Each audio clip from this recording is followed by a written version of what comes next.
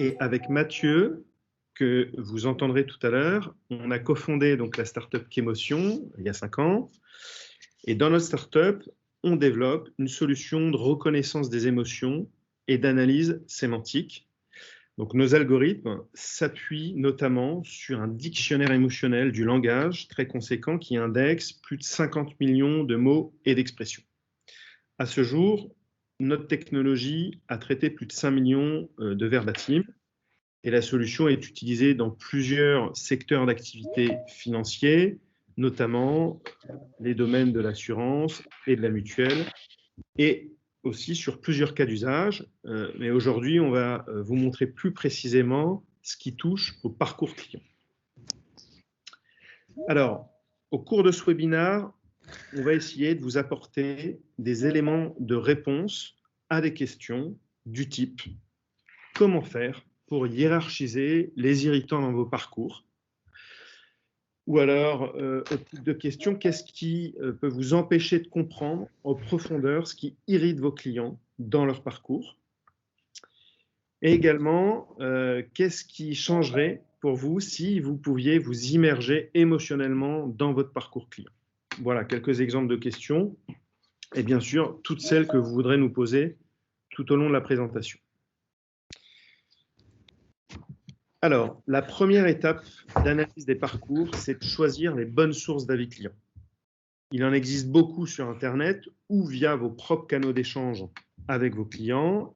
Et on a fait le boulot de les classer sur la base de nos retours d'expérience et des traitements qu'on a pu réaliser depuis 5 ans en termes d'analyse des parcours clients dans vos domaines.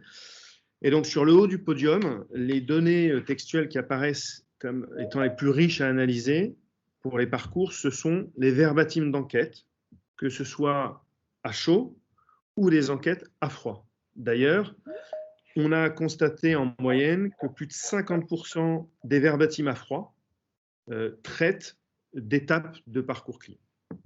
En deuxième position, sur la deuxième marche du podium, vous avez les formulaires de contact, de réclamation.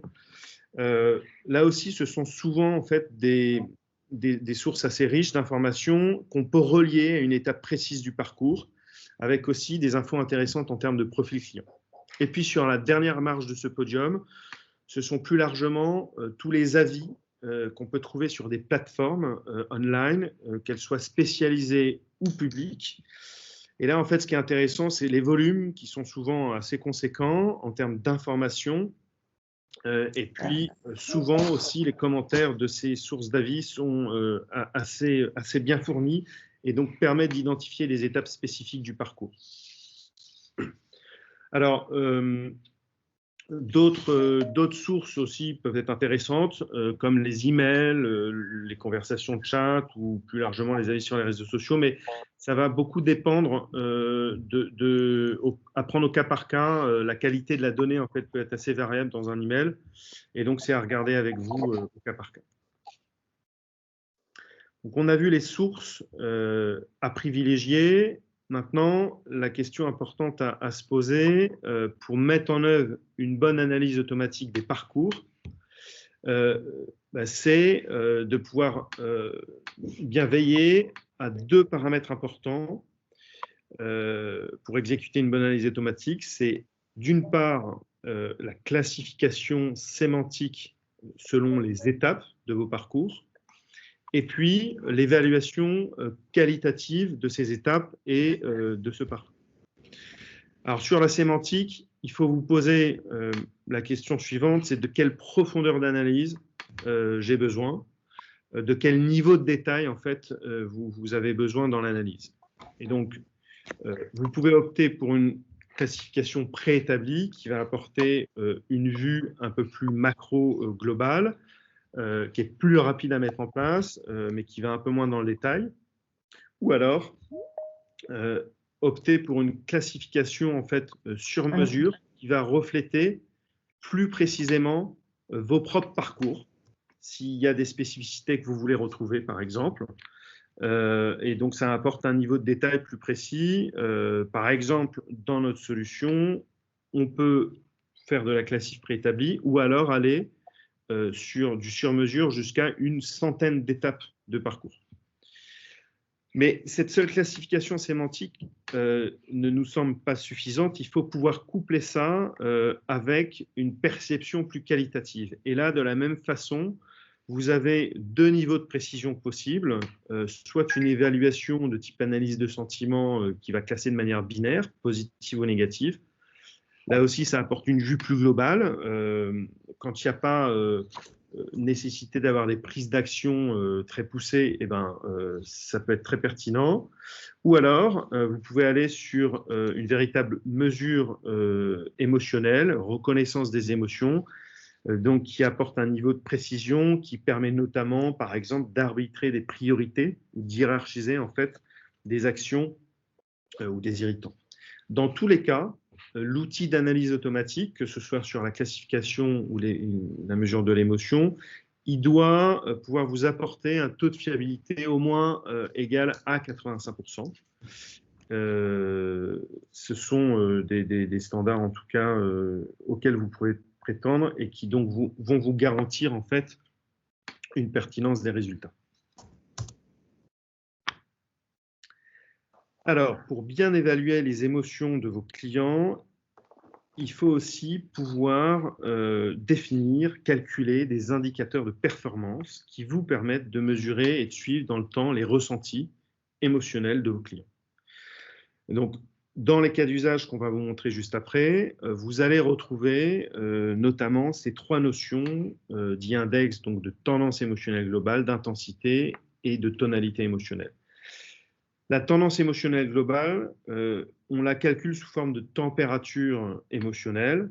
C'est simple, hein. Plus c'est chaud, plus c'est chaleureux. Et donc, c'est la joie ou la surprise positive qui domine.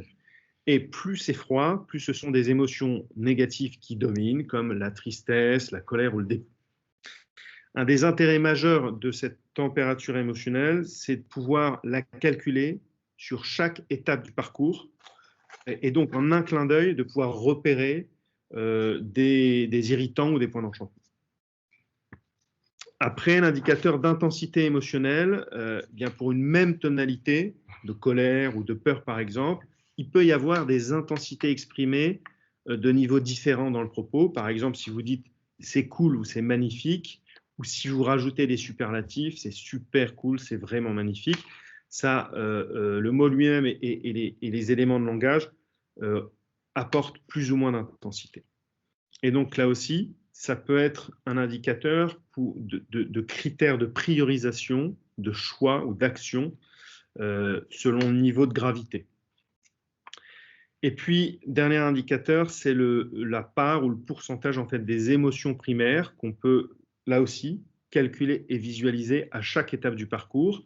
Et ça peut, par exemple, vous permettre de repérer des signaux faibles. Par exemple, sur le dégoût, s'il y a un pourcentage inhabituel, ça peut révéler un signal faible. Et pour info, en termes de benchmark, dans tout ce qu'on a pu analyser, on est plutôt autour de 2% sur du dégoût. Donc, quand vous avez des scores plus importants, ça révèle un problème. Alors, je vais terminer sur un dernier slide sur les principaux bénéfices, il y en a 4 qu'on met en avant, d'une analyse émotionnelle sur les parcours. Prioriser, hiérarchiser, identifier, repérer. Donc, ces 4 bénéfices, c'est de pouvoir prioriser, par exemple, le top 5 des actions sur votre parcours ou en fonction de profil client ou sociétaire. Un deuxième bénéfice, c'est hiérarchiser les irritants à traiter pour toutes les étapes du parcours. Troisième bénéfice, c'est de pouvoir identifier un top 3 des points d'enchantement, là aussi pour l'ensemble de votre parcours.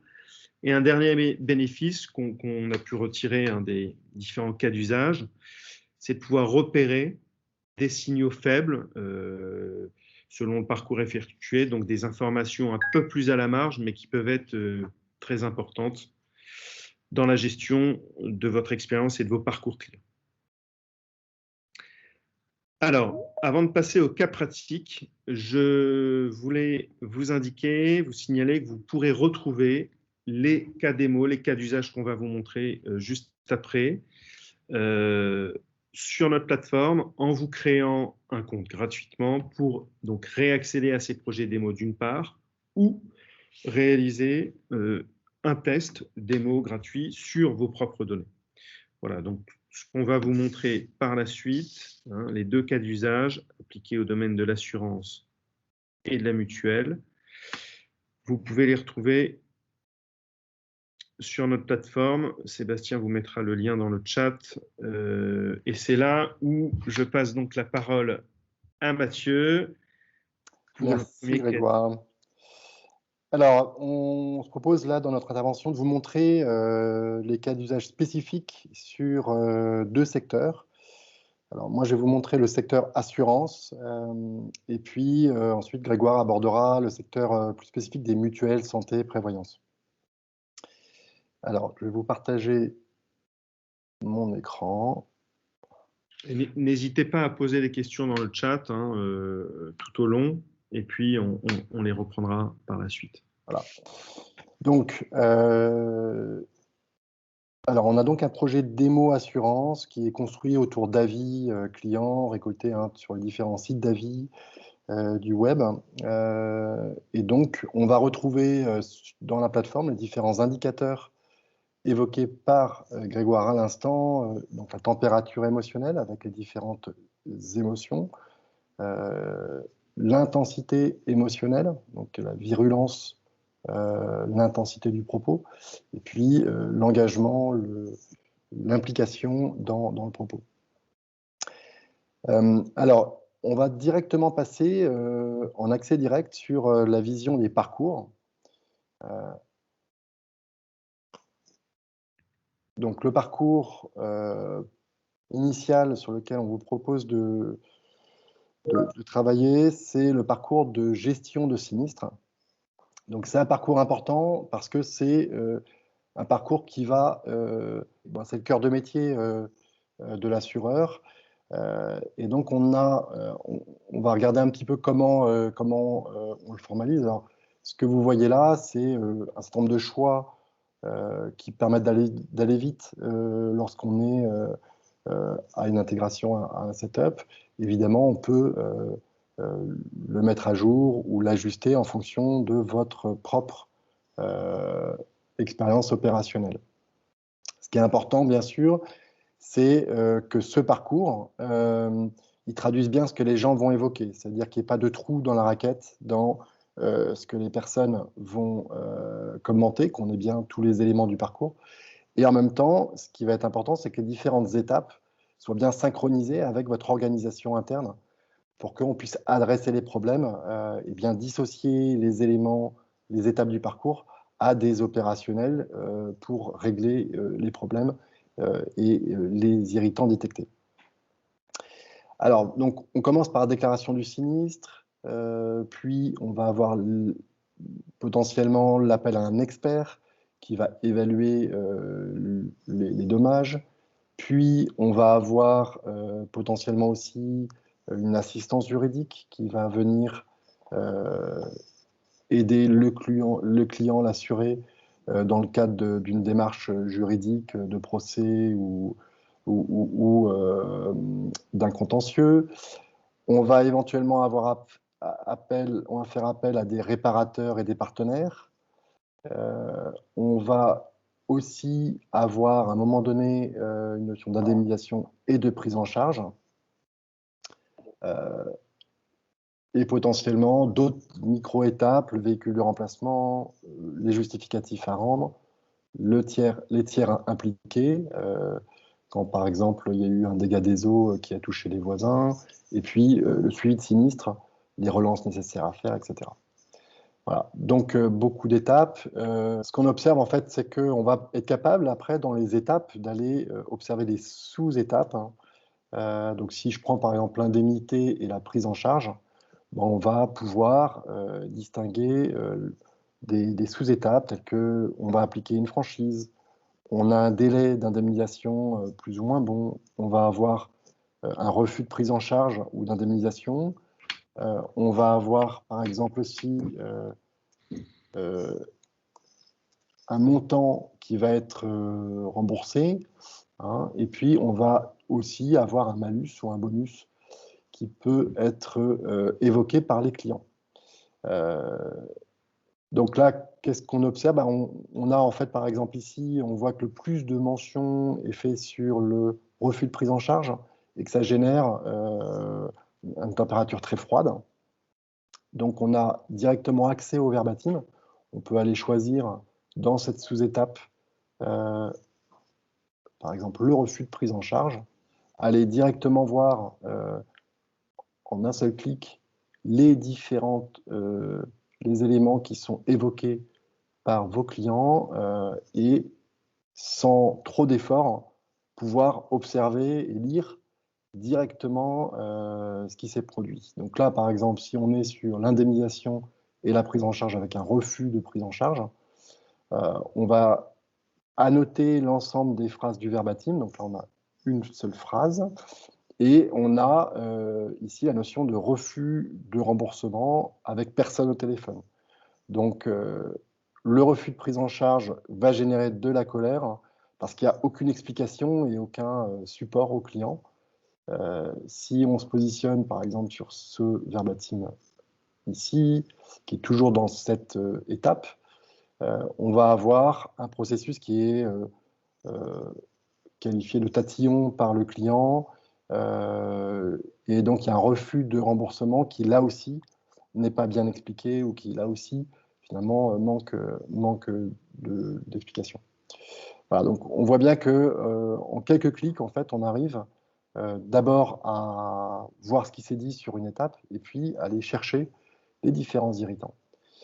Un deuxième parcours qui va être très important, c'est le parcours dit de souscription. Donc celui-là, il est très important parce que c'est un parcours qui directement va vous permettre de comprendre si la souscription se passe bien, et qui dit souscription dit un lien direct aux ventes. Hein. Si on arrive à trouver des points de friction, des points d'incompréhension, des irritants sur le parcours de souscription, potentiellement, 10 personnes qui en parlent, ça peut être 100 clients perdus, 100 clients qui ont abandonné, qui ne voulont pas forcément exprimer. Voilà. Donc ici aussi, on a la possibilité d'aller regarder les différentes sous-étapes de manière assez facile. Une fois qu'on a vu un petit peu cette vision un peu, je dirais, étape par étape sur le parcours, on peut très facilement les retrouver. Vous voyez, choisir les différentes étapes. Voilà, les différentes étapes ou les macro-étapes qui nous paraissent clés. Donc ça, on peut sélectionner uniquement les étapes puisque la plateforme, évidemment, ne travaille pas uniquement sur les parcours. Hein. Dans l'analyse sémantique, on va aussi voir d'autres marqueurs, le lien au personnel, les lieux, la relation avec le produit, l'offre, le pricing, etc. Et très facilement, on va pouvoir aller voir les conversations ou les sujets qui ont généré le plus de commentaires, bien sûr, avec la possibilité de choisir une période. Voilà, donc ici, par exemple, on voit que sur la période donnée, 90 commentaires, la moitié parle du parcours, et au sein des évocations du parcours, on a la moitié qui va parler d'indemnisation et de la prise en charge, une étape clé, et puis ensuite les autres personnes vont évoquer les justificatifs ou le refus de prise en charge, encore une fois. Et ensuite, on peut aussi aller voir, dans une autre manière de faire, ce qui a généré, on va dire, le pire indice émotionnel. On peut aussi aller voir les différentes émotions. Hein. On a le choix sur la plateforme. On peut aller choisir d'aller regarder les émotions. Et puis, on peut aussi regarder si ce point noir évolue négativement sur la période par rapport à l'année précédente, puisqu'on a choisi l'année, ou au contraire, s'il s'est amélioré et s'il a donné lieu à plus de conversations. Voilà. Et enfin, sur cet écran un peu de vue globale des thématiques, on a un axe d'analyse graphique qui permet assez facilement d'aller, ici en indiquant les détails, d'aller pouvoir regarder émotion par émotion, ce qui a généré parmi les différents sujets beaucoup de commentaires et ce qui concerne beaucoup de commentaires. Donc, par exemple, sur des grandes thématiques, on va pouvoir aller voir la part de peur, hein, puisqu'on a choisi l'émotion de la peur. Donc, on a 6% ici de peur dans les commentaires qui traitent de l'indemnisation et de la prise en charge. Alors, qu'est-ce qui va générer le plus de peur? C'est l'application du bonus-malus. Est-ce que mon bonus, ou est-ce que je vais avoir un malus affecté suite à ce problème que je viens d'avoir? Le parcours de souscription peut aussi générer un certain nombre de peurs. C'est souvent lié là aux petites lignes dans le contrat. La relance nécessaire par le client laisse le client totalement dans l'incertitude de est-ce que je vais être remboursé, est-ce qu'on traite mon dossier? Donc ça génère de la peur. Et puis voilà, il y a d'autres étapes, les justificatifs aussi. Est-ce que j'ai tout donné pour pouvoir recevoir mon remboursement, etc. Donc là, on a une vision, vous voyez, en un seul écran, en fait, on peut vraiment travailler au niveau émotionnel sur les clients. Alors, un autre axe d'analyse qui, lui, est plus orienté sur le réseau, c'est ce qu'on appelle le mapping émotionnel. Donc, ici, alors on va se repositionner, par exemple, sur l'ensemble des données. Voilà, en fait, on a positionné, grâce aux commentaires, un certain nombre de lieux, ça peut être des agences, ça peut être des régions. Et donc, chaque commentaire est associé à cette région et ça va nous permettre d'aller directement observer quelles sont l'émotion et la teneur émotionnelle que les clients vont évoquer, on va dire classée par région. Donc, l'intérêt de cette vision géographique, ça vous permet d'abord par exemple, si je choisis ici une agence de Strasbourg, ça va vous permettre en lecture directe d'aller voir les points forts et les points faibles sur cette agence et donc de pouvoir définir les top priorités au niveau des agences, au niveau du réseau, pour rapidement pouvoir proposer à cette agence des points d'amélioration à mettre en œuvre. Ou leur laisser définir ou insister sur des niveaux de priorisation qui se traduisent ici. Un deuxième axe de travail sur l'axe géographique, c'est d'aller regarder une étape. Donc, comme on l'a vu tout à l'heure, on a, si je tape prise en charge, vous voyez, dans l'outil, on peut aller choisir les thématiques telles qu'on les souhaite. Et donc ici, hop, voilà, on va pouvoir sur une même étape, une seule étape, une sous-étape, comme on le souhaite, aller voir qu'est-ce qui se passe sur l'ensemble du réseau. Donc ici, on peut imaginer que, par exemple, on a un centre de traitement à l'ouest de la France et un centre de traitement à l'est de la France. Et donc, on observe qu'il y a un problème d'indemnisation et de prise en charge sur la partie ouest du centre de traitement. Et c'est vraiment ressenti de manière assez majeure et assez flagrante par les clients. Donc, très rapidement et de manière très visuelle, on peut très bien aller observer ce genre d'éléments. On peut bien sûr revenir ici sur les différents retours des clients. Donc ici, on est sur l'indemnisation et on a un client qui va nous indiquer, voilà, ma moto a été remboursée au prix d'achat suite à un accident non responsable. Donc là, il y a un étonnement qui est lié au bon niveau de remboursement et donc ça génère de la surprise et de la joie pour le client. Voilà, on va terminer ces cas d'usage avec un dernier écran qui s'appelle le mur des insights. Alors cet écran ici vous permet de synthétiser, de faire une sélection des différents irritants que vous avez pu observer dans la plateforme et de les mettre en avant. Donc quelque part c'est un mur des points d'enchantement et des points irritants du parcours. Et donc, on peut ensuite aller choisir par émotion et observer en quoi cet irritant ou cet insight a généré une émotion. Et donc, ça vous permet aussi de communiquer en interne avec les différentes équipes. Voilà, on a fait le tour des analyses. Alors, je vais repasser la main à Grégoire. OK, merci Mathieu. Navré, pour ceux qui n'ont pas pu voir l'écran, on va voir si ça marche mieux avec mon partage. Et donc là, on a pu voir un cas sur donc plutôt le domaine de l'assurance, et je vais essayer de vous montrer maintenant un autre cas d'usage plutôt appliqué au domaine de la mutuelle, de type santé, prévoyance. Alors, je tente le partage d'écran. Est-ce que cela fonctionne? Mathieu, tu vois l'écran? Moi, c'est bon, là, je le vois maintenant. Alors, là, ici, on est sur un parcours, donc plutôt dans le domaine de la mutuelle, avec 4 macro-étapes. Premier contact et souscription, puis la demande d'information garantie, les remboursements de prestations et les déclarations d'ayants droit. On va essayer de rechercher en fait des irritants prioritaires dans ce parcours.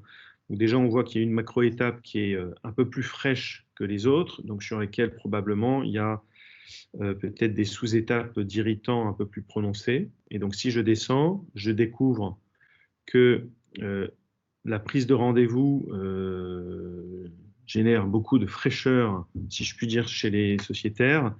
Moins 8 degrés, moins 1 degré sur la proposition commerciale, 0 degré sur l'adhésion. Donc là, déjà, on a une hiérarchie d'irritants avec la prise de rendez-vous qui semble être un peu plus grave. Et si je veux comprendre à la fois qu'est-ce qui cause cette fraîcheur sur la prise de rendez-vous et quelles sont également les tonalités émotionnelles associées, je peux aller sélectionner donc la prise de rendez-vous et puis en un clin d'œil lire quelques verbatims. Donc déjà, certains génèrent plutôt de la tristesse et déception donc à cause de délais trop longs.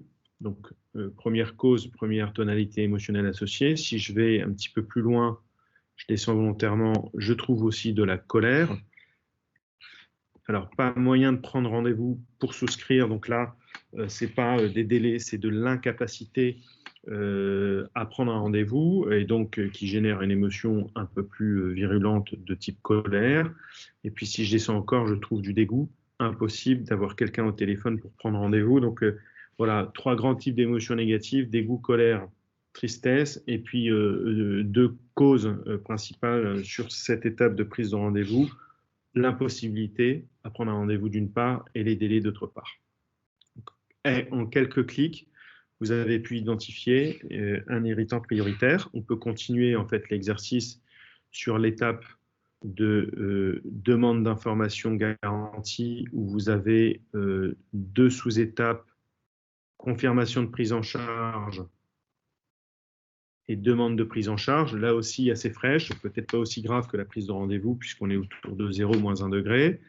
On peut continuer l'exercice comme ça pour rechercher des irritants plus critiques. Et sur l'étape de remboursement de prestations, donc on a le montant d'indemnisation et pas de prise en charge ou indemnisation, donc qui sont 2 étapes là aussi un petit peu critiques. Par contre, on trouve plutôt un point d'enchantement sur les délais d'indemnisation qui sont plutôt bien vécus, bien ressentis, et donc qui peut constituer un point fort, un point de succès à mettre en avant. Voilà. Alors, ça, c'est une manière de naviguer dans un parcours plutôt linéaire sur les différentes étapes de déroulé de l'activité, mais vous pourriez aussi vouloir naviguer autour des moments de vie, de moments clés en fait, qu'on peut là aussi donc paramétrer avec vous en fonction de ce que vous estimez être des moments de vie ou des moments clés. Ici, on a retenu la coordination et le suivi des dossiers, l'efficience dans la gestion et la facilité d'accès et joignabilité. Et on peut faire le même exercice, rechercher soit des points d'enchantement, soit des étapes plus critiques qui représenteraient des irritants plus prioritaires. Et là, on en trouve un qui concerne la coordination de vos réseaux, entre vos zones, entre vos marques éventuellement, ou entre les différents départements. Alors que l'organisation interne, le suivi des remboursements, etc., sont moins mal vécus, je dirais. On peut continuer sur une étape d'efficience dans la gestion. Là aussi, on va trouver un irritant prioritaire vraiment en un clic sur les délais de réponse en ligne, moins 6 degrés. Voilà. Donc, vous avez un petit peu compris l'exercice. On a des étapes paramétrées et puis après, cette température émotionnelle vous permet dans un premier temps d'identifier soit des irritants, soit là à nouveau un point d'enchantement sur l'accessibilité agence, ce qui vous permet de déterminer facilement les priorités. Et puis en descendant dans la lecture, on peut retrouver donc les causes et les émotions associées à ces irritants. On a vu deux types d'étapes de parcours ou de parcours dans vos domaines des mutuelles. Et je vais terminer sur un dernier module où c'est vous qui avez la main. Il s'agit en fait de pouvoir établir des tableaux de comparaison, on appelle le module benchmark, sur des axes qui vous intéressent. Donc, dans le cas de cette démo, on a été collecter sur Internet des avis sur différentes marques de mutuelles. Et donc, on a choisi là de comparer en fait ces différentes enseignes, ces différentes marques. Ça pourrait être, il y en a une qu'on ne voit pas bien, voilà, le GAN, ça pourrait être vos différents réseaux ou zones géographiques d'agence ou différents profils de sociétaires, par exemple. C'est vous qui pouvez déterminer chaque colonne de comparaison. Et donc là, on voit également facilement en un clin d'œil qu'il y a des marques comme la GMF qui génère une tendance émotionnelle globale un peu meilleure ou un peu moins mauvaise que les autres. Alors, c'est sur la base de quelques avis, c'est vraiment un exercice de démo. On peut y associer des scores quanti de type SAT-NPS. Là, en l'occurrence, ce sont les ratings des reviews qu'on a calculés comme notes. Et puis, on peut aller un petit peu plus précisément aussi sur les différents registres émotionnels évoqués dans le propos. Et on voit une disparité assez marquée entre les différentes marques que l'on compare. Par exemple, une proportion de joie beaucoup plus importante pour la GMF ou une proportion de dégoût très prononcée pour Malakoff Humanis ou une part de colère plus importante que chez les autres pour la MGEN. Ou une part de peur également plus forte à la GMF que pour ses petits collègues. Après, on peut aller plus précisément sur des étapes de parcours. Encore une fois, ces cartes, ce tableau de comparaison, vous le créez selon ce qui vous intéresse. Donc, pour l'exercice de démo, on a créé l'axe de délai de traitement comparé entre les différentes marques. Et donc là aussi, on voit des disparités assez prononcées. Le remboursement des prestations, on commence à entrevoir des points d'enchantement avec une marque comme le GAN. Et puis, sur les délais d'indemnisation, là, on a, plutôt que des irritants, des points d'enchantement beaucoup plus prononcés et une disparité encore forte entre différentes marques, etc. pour le suivi des remboursements. Donc là, on est dans différentes étapes des parcours, mais on peut aussi y associer des axes un petit peu plus larges qui touchent à l'expérience client et au rapport au ressenti en fait qu'ont vos sociétaires avec les conseillers, le personnel qui vont avoir au téléphone ou par échange de mails. Et donc, on peut introduire des axes liés par exemple à l'expertise du personnel pour comparer la performance de différentes marques, ou ça pourrait être la performance d'agences, de réseaux, par exemple. Voilà quelques extraits de la richesse de l'analyse émotionnelle couplée à l'analyse sémantique sur les parcours.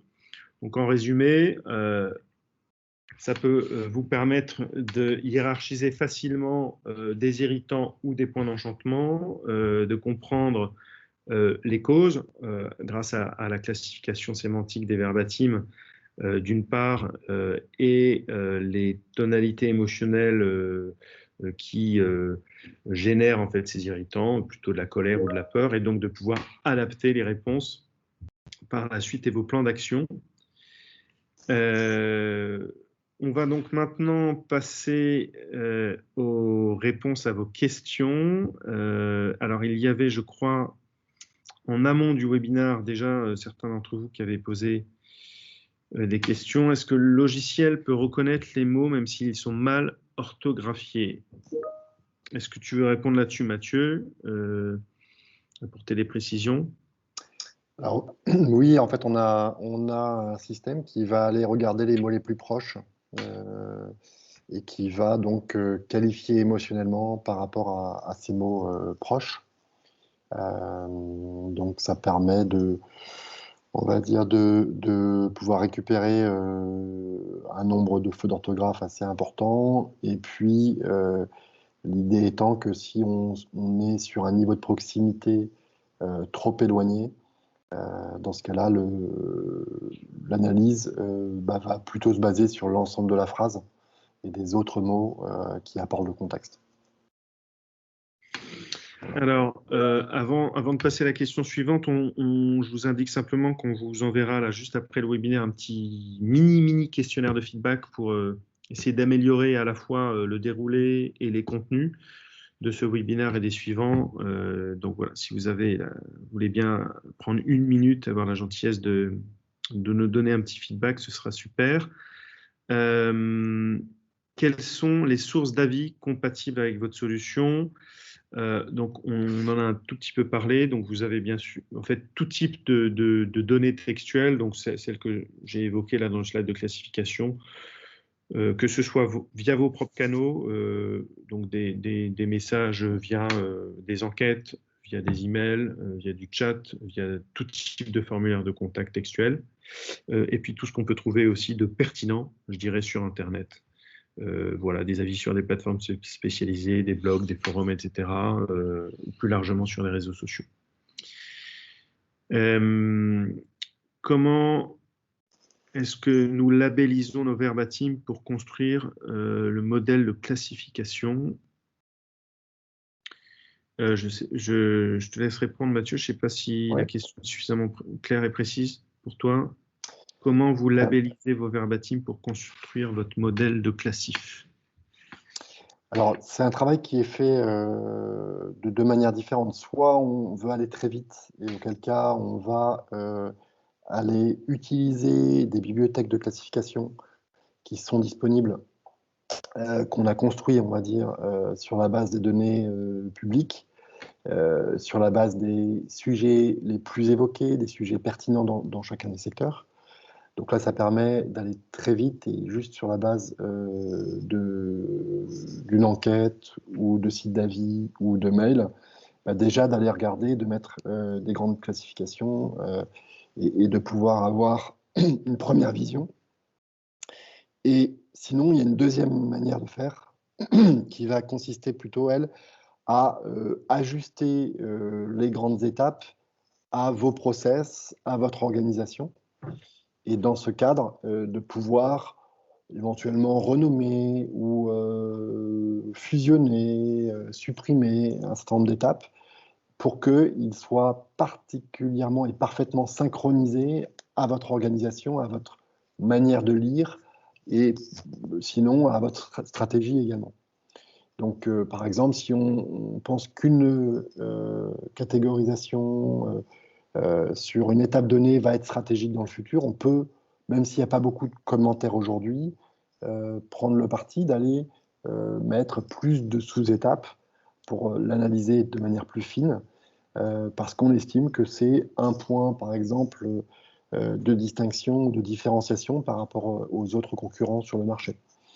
Voilà. Et c'est en ça que la classification est, dans ce cas-là, spécifique et permet immédiatement en lecture directe d'aller voir ce que le client évoque sur sa propre grille de lecture. Alors, je fais le lien avec la dernière question et puis je reviendrai à celle de Céline. Peut-on créer nos propres catégories qui ne font pas déjà partie des catégories prédéfinies? Donc, ça va dans le sens de ce que tu viens d'évoquer, Mathieu. Voilà, donc oui, c'est des choses qui sont faciles à ajouter hein, en fonction des besoins. Et il y a différents modules qui permettent aussi d'aller interroger la donnée pour, même si on souhaite le faire par exemple qu'une seule fois, ou pour aller voir quelles sont les données qui répondent à ce sujet. Si par exemple on a un nouvel événement qui se produit, on va être capable sur le mur des INSAT qu'on a pu voir, eh bien d'aller rechercher quelles sont les personnes qui en ont parlé, de pouvoir aller voir la teneur émotionnelle et d'ajouter ça aux thématiques existantes. Alors, une dernière question donc de Céline. Sauf erreur, vous êtes plutôt sur une analyse a posteriori de l'expérience. Avez-vous la capacité de capter et restituer en temps réel l'émotion? Donc, effectivement, dans ce qu'on a présenté, c'était des données analysées plutôt a posteriori. Mais donc, avez-vous la capacité aussi de capter et restituer en temps réel l'émotion? Le temps réel, il est lié à la source. Donc, le temps réel, c'est par exemple du chat, là où c'est un intérêt. Ça va être sinon d'autres technologies que nous ne maîtrisons pas de notre côté, telles que le facial tracking. Mais si on reste sur de l'analyse sémantique, l'idée est de passer dans ce cas-là sur une API, c'est-à-dire sur une analyse immédiate des éléments pour avoir derrière la capacité à intégrer dans l'API ou dans le chat des réactions liées à l'émotion du client. Voilà.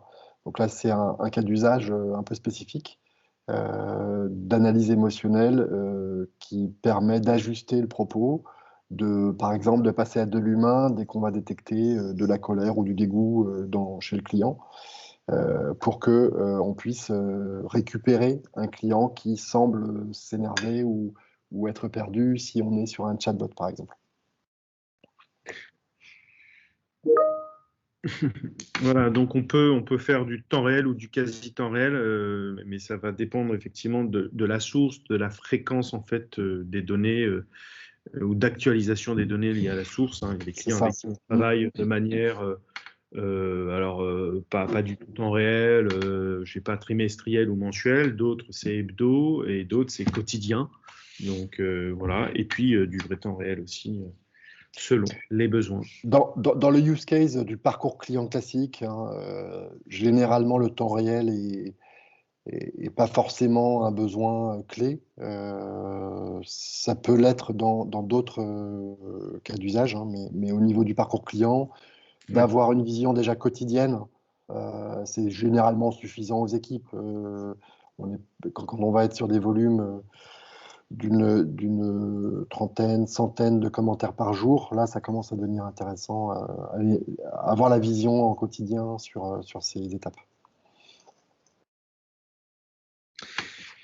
Eh bien, parfait. On arrive à la fin. S'il y a d'autres questions, oui, l'entrée en relation peut être intéressante à traiter. Oui, oui.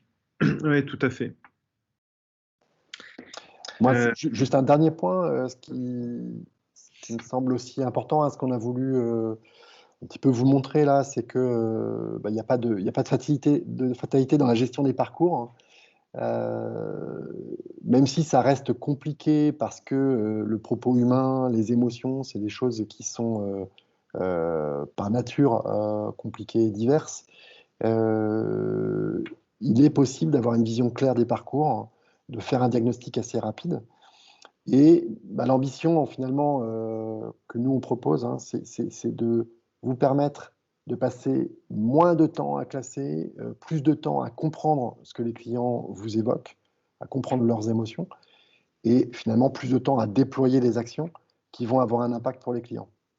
Et donc, il y a deux enjeux. Il y a l'enjeu client, comment j'arrive à écouter mon client, comment j'arrive à être plus à l'écoute du client et de ses émotions. Ça, c'est un premier enjeu dans le parcours.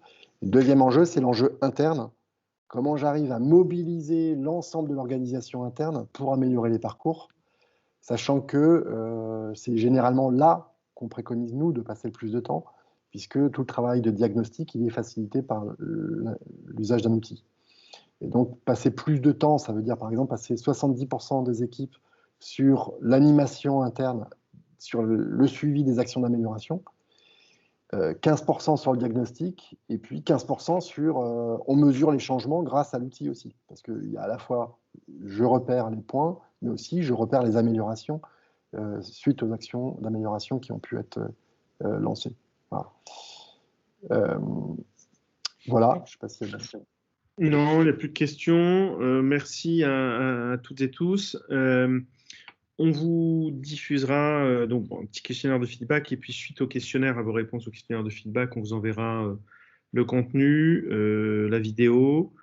N'hésitez pas aussi si vous souhaitez, à tester par vous-même les projets démo qu'on a montrés ou vos propres cas démo, puisqu'on le permet gratuitement dans la limite de 500 avis verbatim, ou à revenir vers nous pour toute question.